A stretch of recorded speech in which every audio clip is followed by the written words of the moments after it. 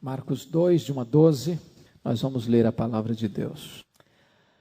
Dias depois, entrou Jesus de novo em Cafarnaum, e logo ocorreu que ele estava em casa. Muitos afluíram para ali, tantos que nem mesmo junto à porta eles achavam lugar, e anunciava-lhes a palavra. Alguns foram ter com ele, conduzindo um paralítico, levado por 4 homens, e não podendo aproximar-se dele, por causa da multidão, descobriram o eirado no ponto correspondente ao em que ele estava, e fazendo uma abertura, baixaram o leito em que jazia o doente. Vendo-lhes a fé, Jesus disse ao paralítico: Filho, os teus pecados estão perdoados. Mas alguns dos escribas estavam assentados ali e arrazoavam em seu coração: Por que fala ele deste modo? Isto é blasfêmia. Quem pode perdoar pecados, senão um que é Deus? E Jesus, percebendo logo por seu espírito que eles assim arrazoavam, disse-lhes: Por que arrazoais sobre estas coisas em vosso coração? Qual é mais fácil? Dizer ao paralítico: Estão perdoados os teus pecados? Ou dizer: Levanta-te, toma o teu leito e anda? Ora, para que saibais que o Filho do Homem tem sobre a terra autoridade para perdoar pecados, disse ao paralítico: Eu te mando, levanta-te, toma o teu leito e vai para a tua casa.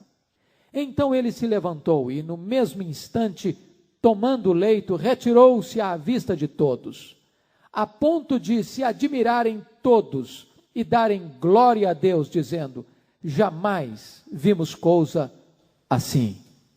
Amém. Nós vamos meditar sobre o tema A História de um Milagre. A História de um Milagre. William Hendrickson, um dos mais significativos estudiosos dos evangelhos, no seu comentário de Marcos, disse que há um grande contraste entre o capítulo 1 de Marcos e o capítulo 2. O primeiro capítulo de Marcos fala da glória de Cristo, e o capítulo 2 trata da oposição que Cristo enfrentou.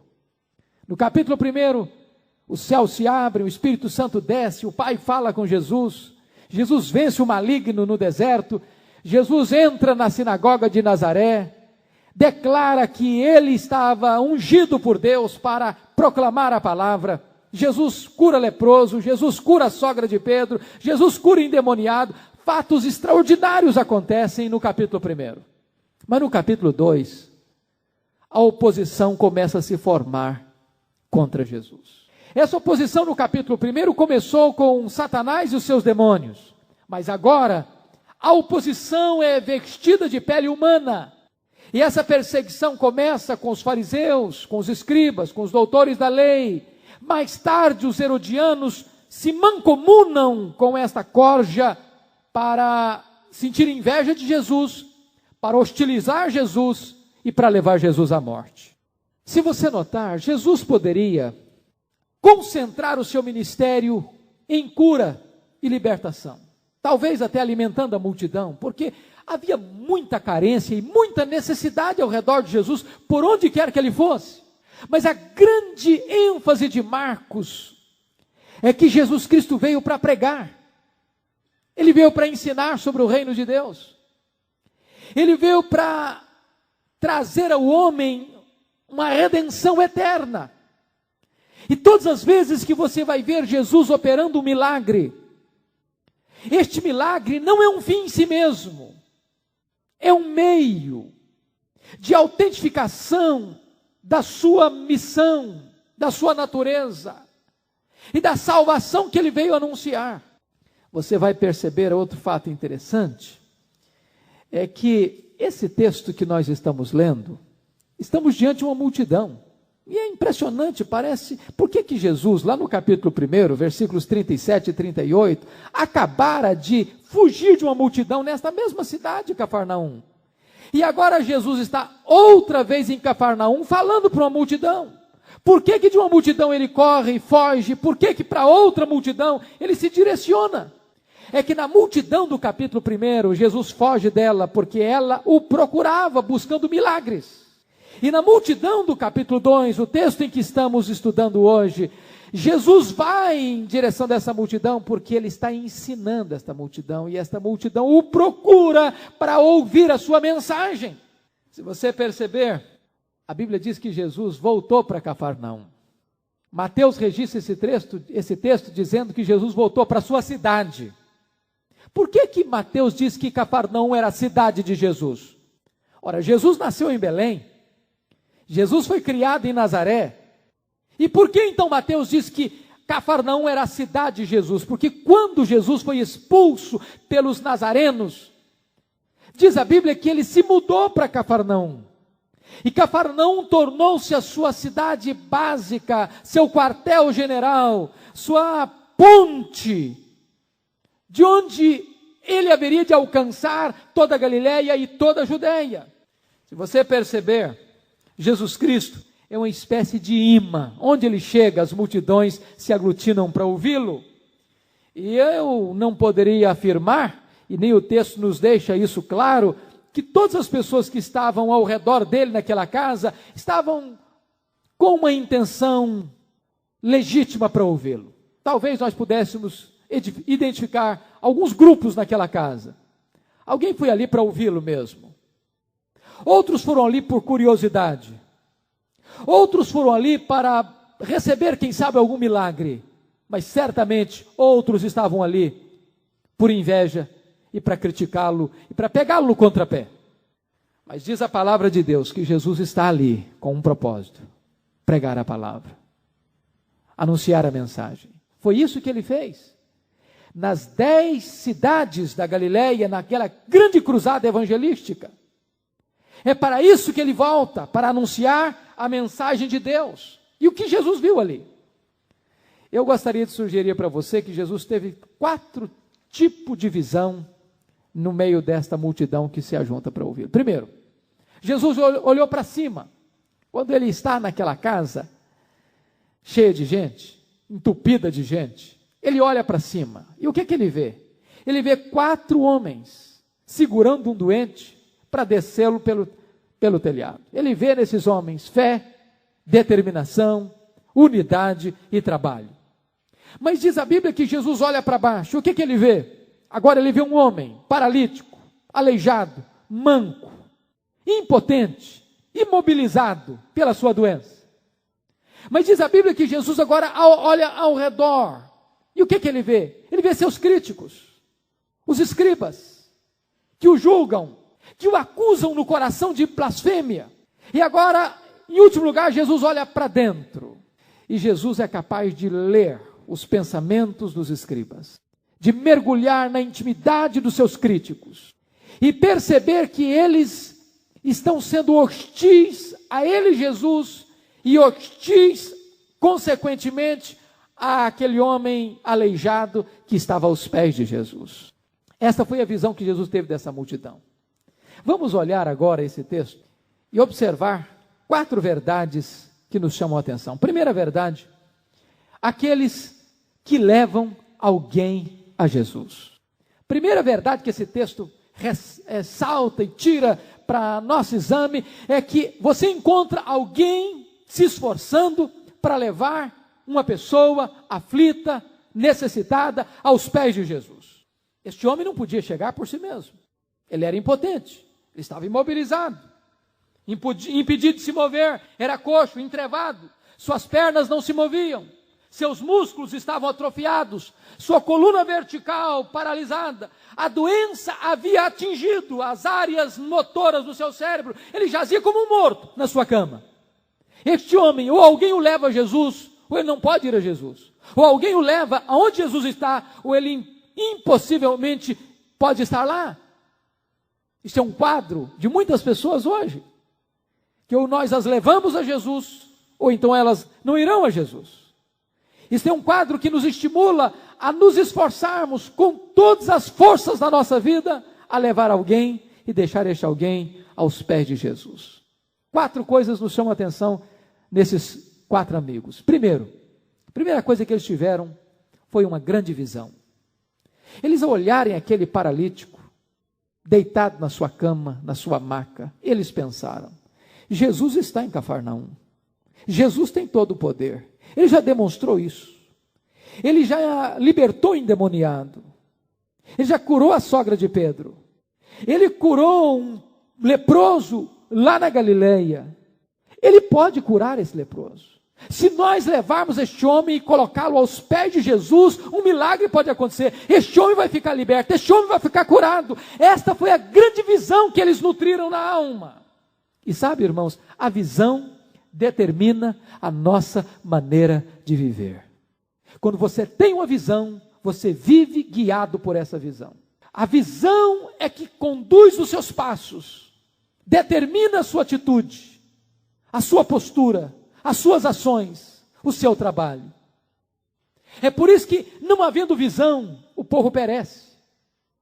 É preciso ter uma visão, é preciso ter um objetivo, é preciso antever aquilo que pode acontecer.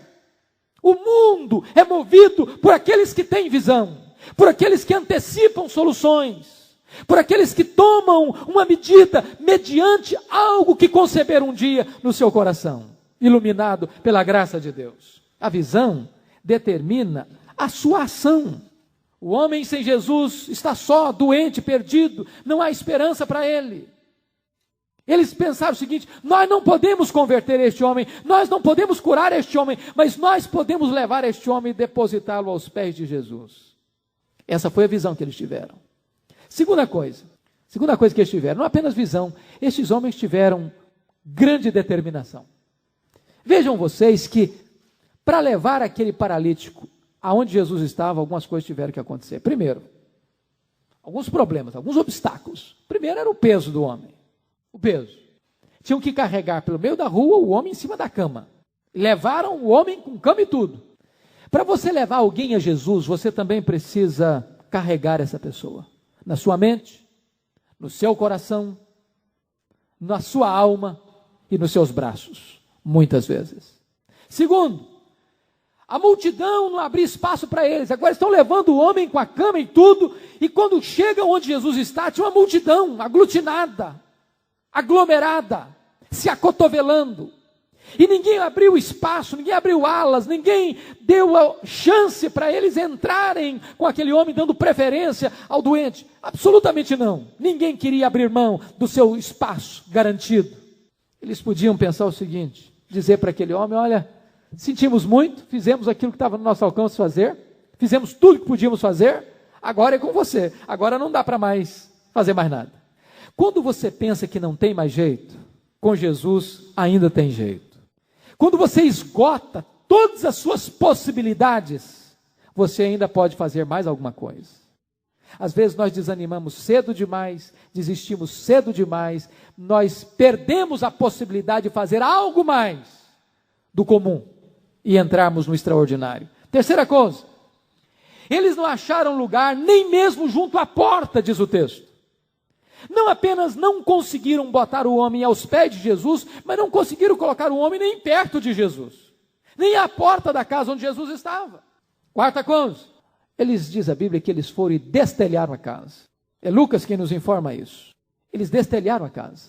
Eles removeram, certamente eles subiram, e as casas na Palestina naquela época não eram de telha como as nossas, de caibro fino e de telha assim descida, mas era feita como se fosse uma laje, onde tinha toras, e onde se batia uma espécie de estuque, colocava uma laje de barro com galhos de árvore. Até hoje, se você for ao Egito, você vê uma coisa interessante. Se você vai ao Cairo hoje, nos bairros mais pobres, as pessoas amontoam tudo que tem em casa no sótão da casa, no teto da casa. Certamente aqueles homens subiram com este homem, abriram, cavaram neste aspecto de barro batido, coberto de folhas, e abriram ali um buraco. Eles destelharam a casa. Eles fizeram algo inédito, eles fizeram algo incomum. E eu fico imaginando que aquele empreendimento não era uma coisa natural, esperada, comum. Ou seja, você pode fazer algo inesperado, uma coisa inédita, uma coisa nova, insólita, para levar alguém a Jesus. Mas em sexto lugar, eles desceram o paralítico aonde Jesus estava. Eu fico imaginando que desceram para a cama. E certamente aquele homem deve ter ficado preocupado, e eu fico até pensando que eles deviam ter falado para os amigos: olha, eu não quero ressuscitar, vocês tenham cuidado comigo. Não diz a Bíblia de que maneira eles desceram, deve ter sido com a corda, e eles lá de cima segurando, e descendo Jesus no lugar exatamente onde Jesus estava. Eles agiram com determinação, eles não desistiram do projeto, diante das dificuldades que foram apresentadas a eles. Você percebe que quando o caminho está bloqueado, sempre tem possibilidade de fazer ainda alguma coisa. Terceira coisa que nos chama a atenção nesses homens, é que não apenas eles levaram este homem a Jesus com uma grande visão e com uma grande determinação, mas eles tiveram também uma criatividade impressionante. Criatividade. Por quê? Porque certamente não havia em nenhum manual de como conduzir uma pessoa a Jesus, nenhum capítulo deste manual dizendo: olha, quando você não conseguir chegar numa casa, você abre o telhado e bota a pessoa lá dentro. Aquilo era um fato absolutamente novo, inusitado. Deus espera de nós atitudes inusitadas. O que significa isso? Às vezes a gente pensa o seguinte: bom, mas meus pais fizeram desse jeito, nós temos que fazer desse jeito, os nossos filhos vão ter que fazer desse jeito, sempre foi feito desse jeito, então se não é desse jeito, não pode ser feito. O que esses homens nos ensinam, que é possível você ser ousado, que você pode ter criatividade, que você pode mudar de métodos, que você precisa encontrar um caminho adequado e certo para fazer a obra de Deus em cada tempo, em cada geração. Você pode ousar, buscar uma metodologia nova para alcançar o mesmo resultado que você aspira, que é colocar uma pessoa aos pés do Senhor Jesus. Certamente aqueles homens tiveram coragem de quebrar paradigmas. Notem vocês que não é nenhuma mudança da essência, é mudança de método. Mudança de método. Alguém já disse, e concordamos absolutamente, a mensagem não se muda. O método deve ser mudado, sempre que você precisa atingir os objetivos mais elevados. Mas finalmente, irmãos, esses homens mostram outra coisa. Eles tiveram uma fé genuína, porque diz a Bíblia que quando o homem desceu onde estava Jesus, vendo-lhes a fé, Jesus disse para o paralítico: filho, tem bom ânimo, os teus pecados estão perdoados. Somente alguém movido por fé é capaz de se esforçar para levar uma pessoa diante de tantos obstáculos, para colocá-la aos pés de Jesus. Sabe por que muitas vezes nós não nos empenhamos em levar pessoas a Jesus? Porque falta-nos fé. Sabe por que tantas vezes nós nos desculpamos diante dos primeiros obstáculos? Porque falta-nos fé. Sabe por que tantas vezes desistimos no meio do caminho, diante das dificuldades que aparecem? Porque falta-nos fé. Calvino afirmava que, quando Jesus disse, vendo-lhes a fé, que a fé deste paralítico também está incluída aqui. O texto não diz a quem Jesus se dirigiu, se apenas aos 4 homens, ou se aos 4 homens e também ao paralítico. Dá-nos a entender que esse homem também devia confiar que Jesus podia curá-lo. Por isso, certamente até ele tenha rogado àqueles amigos para levá-lo até Jesus. E veja você, que essa fé não é inativa, nem omissa. Essa fé não é a fé kierkegaardiana, um salto no escuro.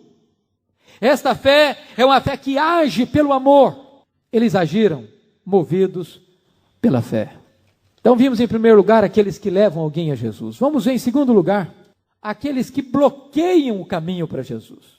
No meio da multidão tem gente que leva alguém a Jesus, e no meio dessa mesma multidão tem gente que bloqueia o caminho para Jesus. Quem é que está bloqueando o caminho para Jesus? Primeiro, a multidão. A multidão, versículos 2 e 4.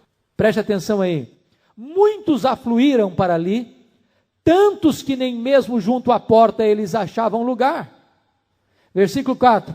E não podendo aproximar-se dele por causa da multidão. Se você olhar na Bíblia, a multidão nem sempre está com a razão.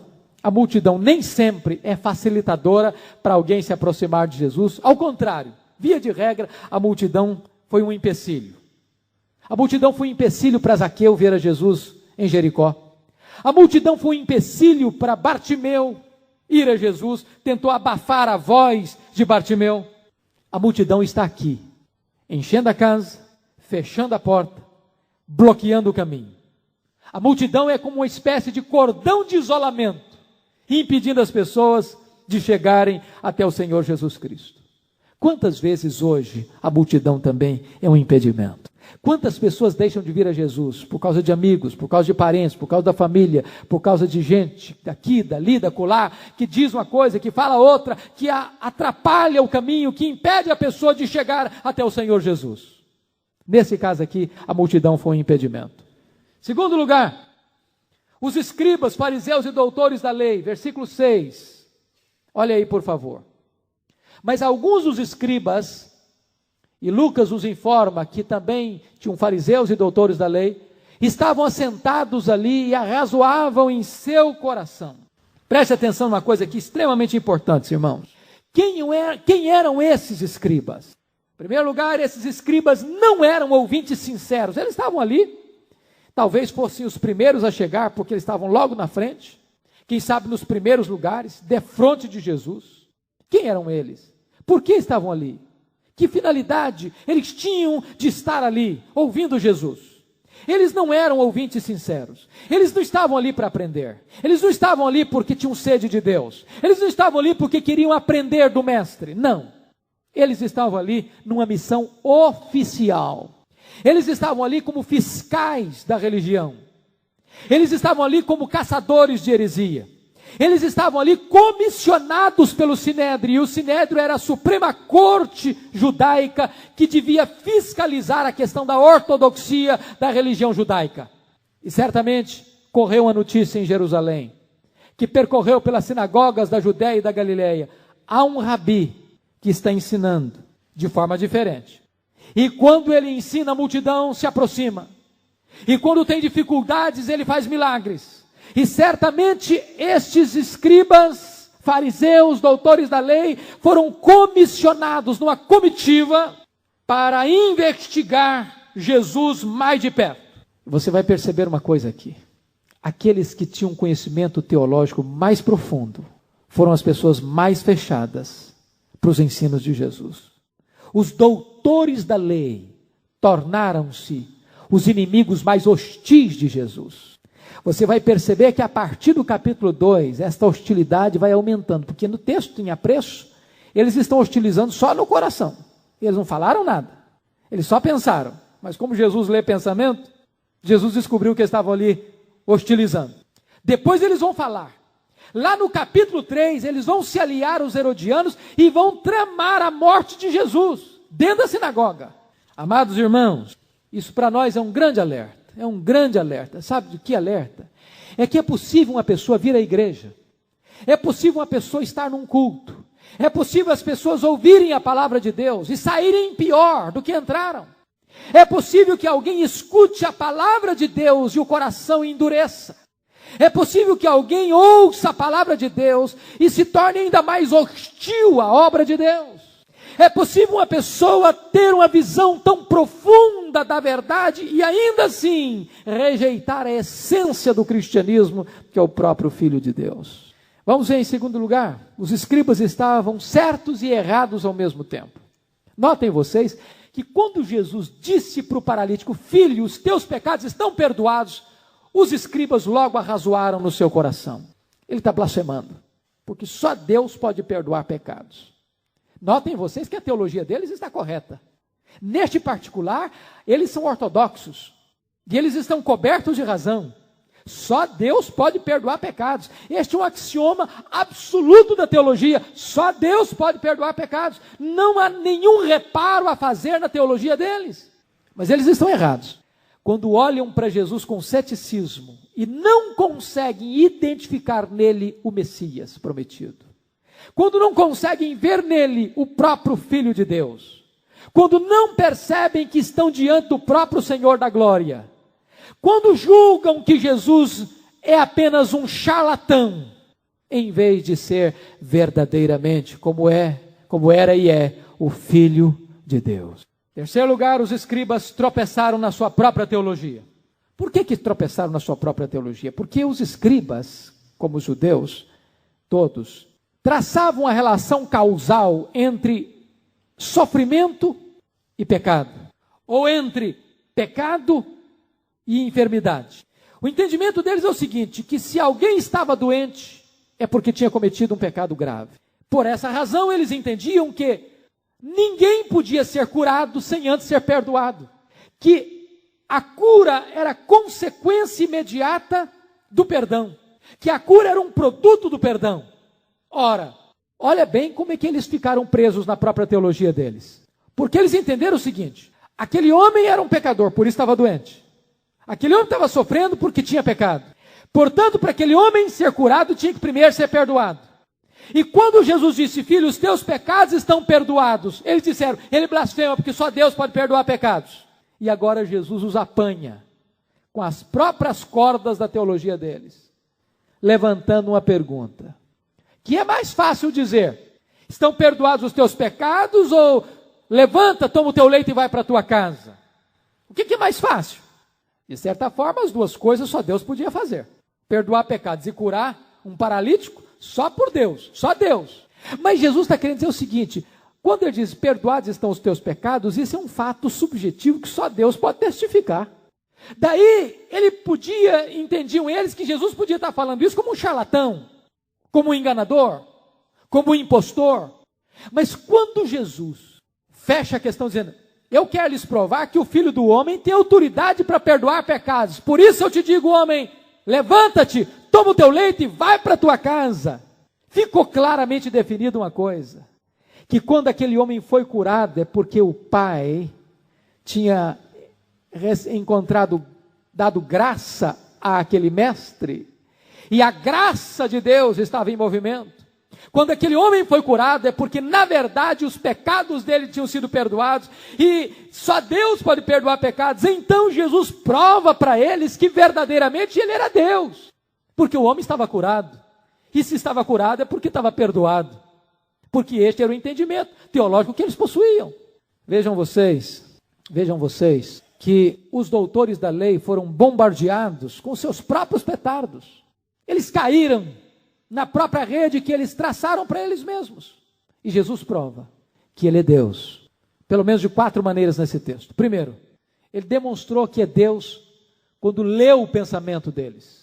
Quando diz, vocês estão arrazoando no coração que eu sou um blasfemo. Só Deus lê pensamento. Só Deus conhece o coração. Segunda maneira que Jesus provou que era Deus para eles, demonstrando a autoridade para perdoar pecados. Terceira maneira que Jesus provou que era Deus para eles, quando disse para o homem, levanta-te, toma o teu leito e vai para a tua casa. O milagre aconteceu. Quarta maneira que Deus provou que era Deus para eles, quando chamou a si mesmo Filho do Homem. Este é um termo messiânico, que aparece só em Marcos 14 vezes e 80 vezes nos evangelhos. É o grande termo para provar que Jesus era o Messias, o Filho de Deus que haveria de vir ao mundo. E Jesus então prova para aqueles homens que de fato ele era quem eles temiam que ele fosse.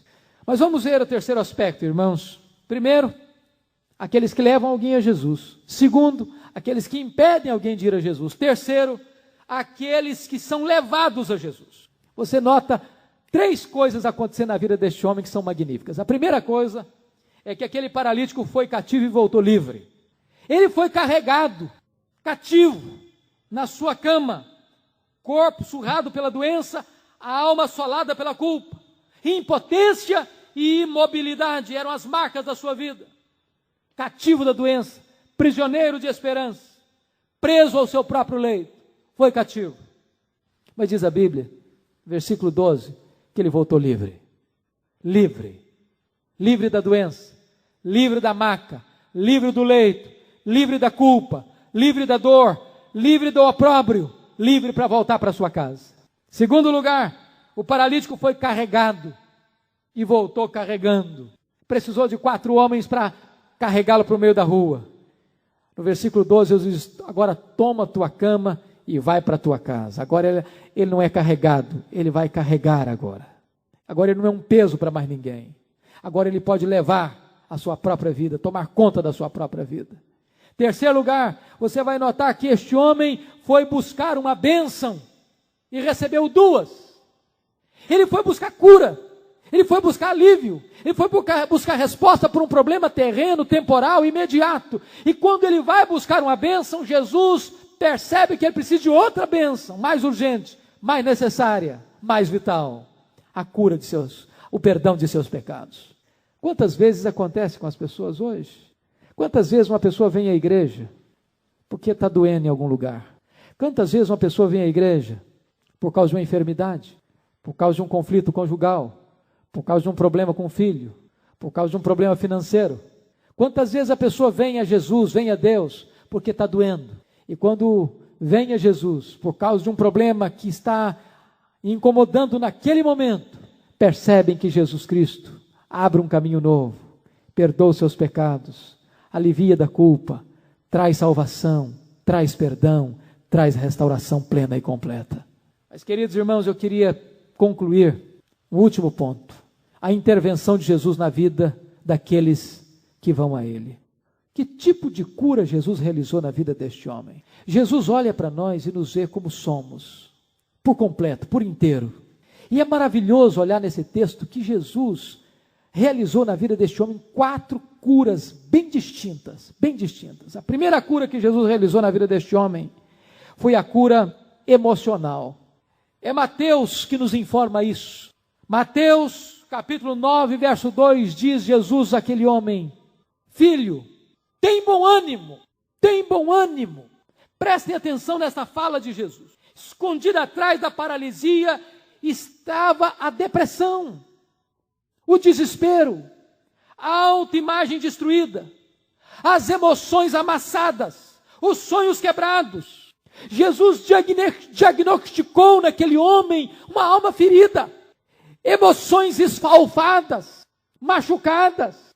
Aquele homem, ao longo dos anos, tinha perdido o ânimo, a coragem, a força, a disposição para lutar pela vida. Era um homem que tinha entregado os pontos, jogado a toalha, desistido, quem sabe. Um homem que talvez estava abandonado à sua própria sorte.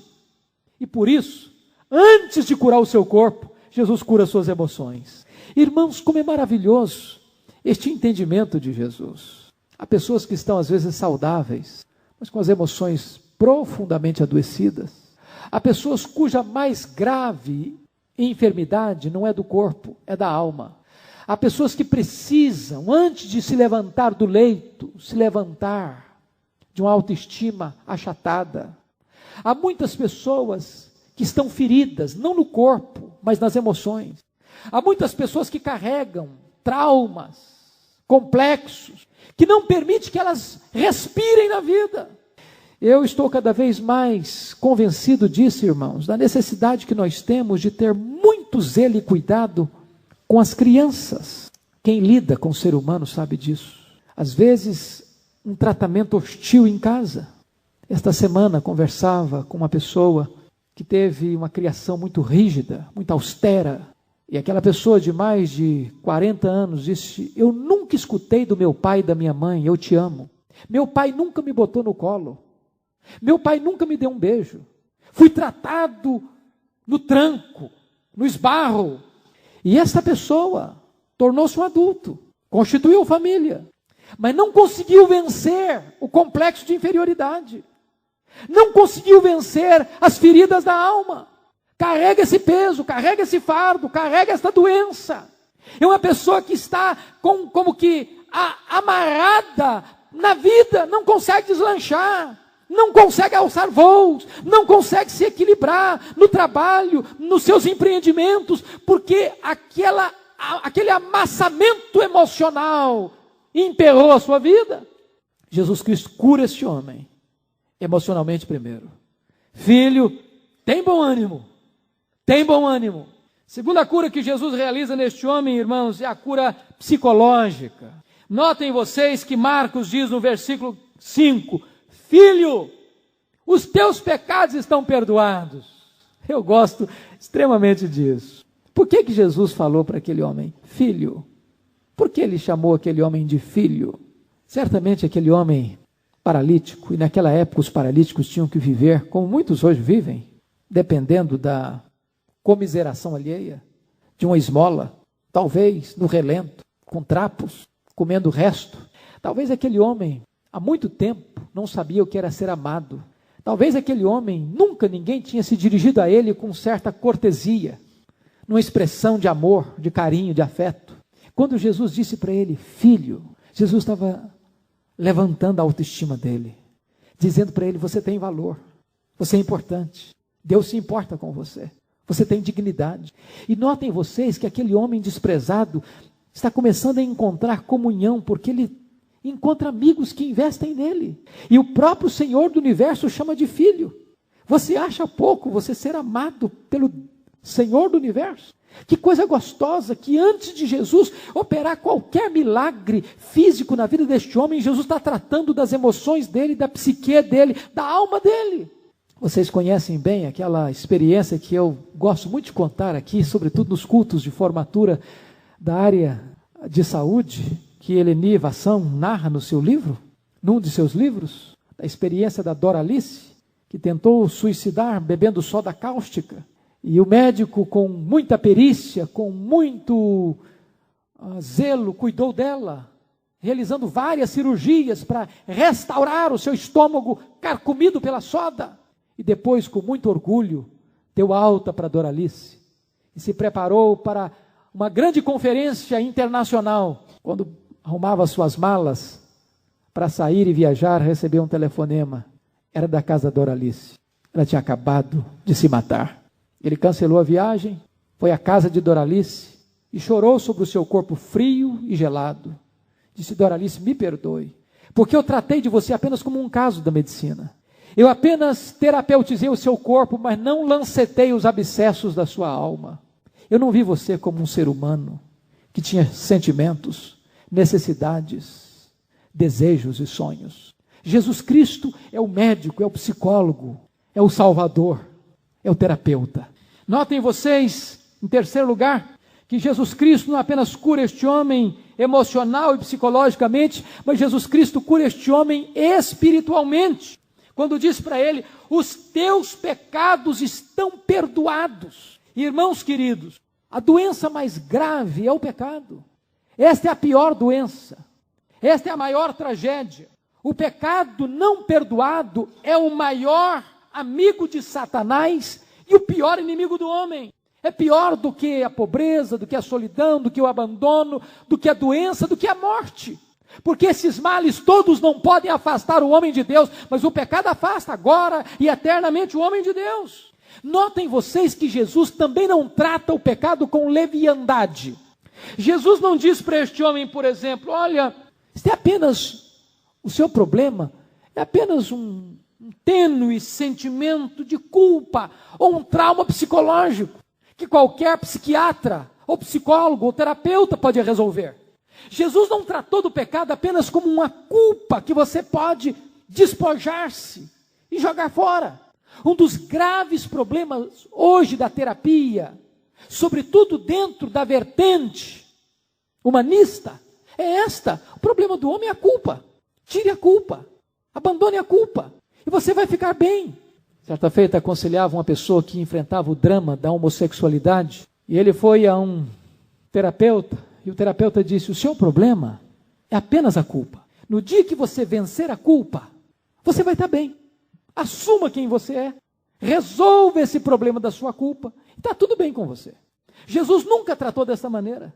Jesus nunca tratou o pecado de maneira frívola, com leviandade. Para ele o pecado é o problema. Não adianta você aliviar a culpa de uma pessoa sem remover a causa do problema. A causa é o pecado. A culpa é consequência dele. Não se sana a culpa sem remover o pecado. Por isso Jesus trata deste homem dizendo o seguinte, filho, os teus pecados estão perdoados. Notem vocês que o perdão só Deus pode dar. Nenhum anjo no céu, nenhuma pessoa na terra, nenhuma igreja, nenhum concílio, nenhum ministro, nenhuma denominação pode apagar da consciência do pecador a culpa e nem pode dar paz de Deus ao coração. Ninguém. Você pode fazer terapia a vida inteira. Terapeuta não resolve problema de pecado. Para pecado só existe um remédio. É o perdão do Senhor Jesus Cristo. é o sangue do Cordeiro, nos lavando, nos purificando, nos libertando. Nos purificando de obras mortas, de uma consciência culpada. Foi isso que Jesus Cristo fez na vida deste homem. Finalmente, diz o texto que Jesus curou este homem fisicamente. Seus pés se firmaram, seus músculos explodiram de força, seus nervos atrofiados voltaram a funcionar e o homem entrevado saltou da sua cama para a vida.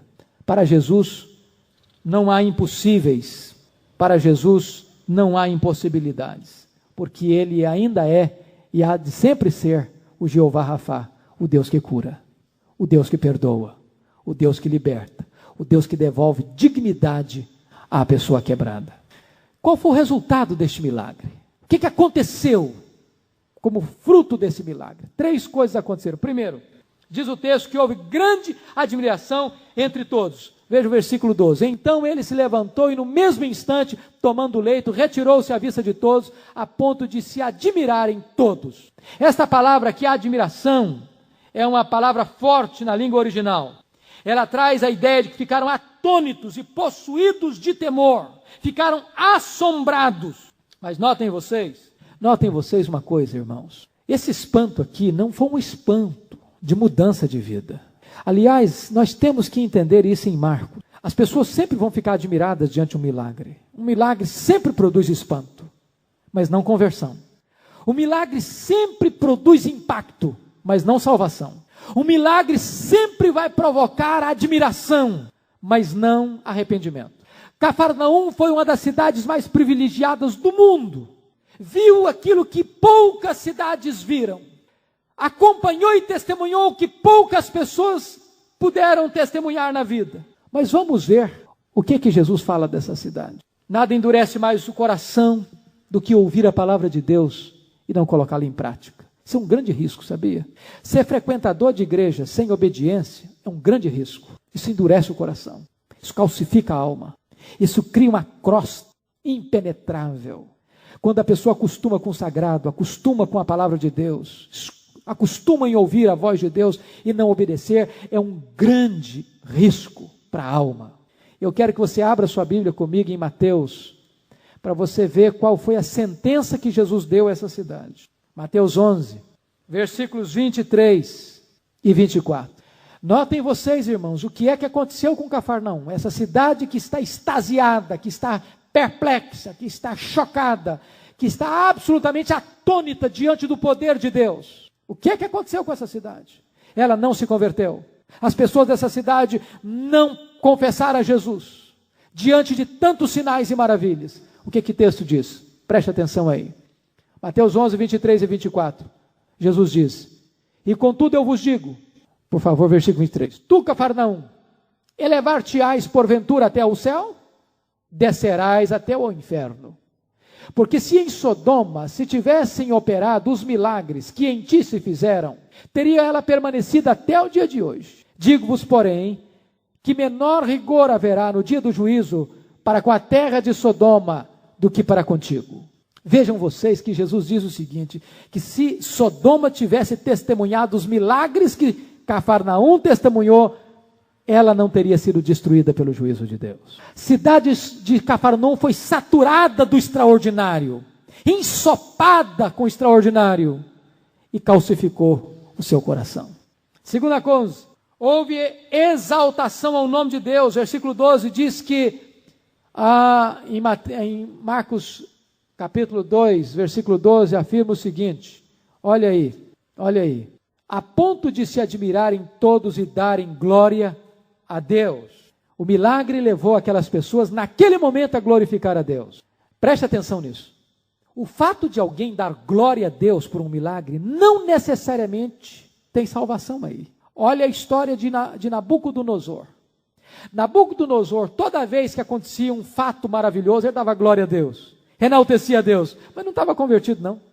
Não se entusiasme muito ao ver gente dando glória a Deus, dizendo aleluia, glória a Deus, aleluia, louvado seja o Senhor. É possível existir um teatro de glorificação a Deus, sem conversão, sem mudança de vida.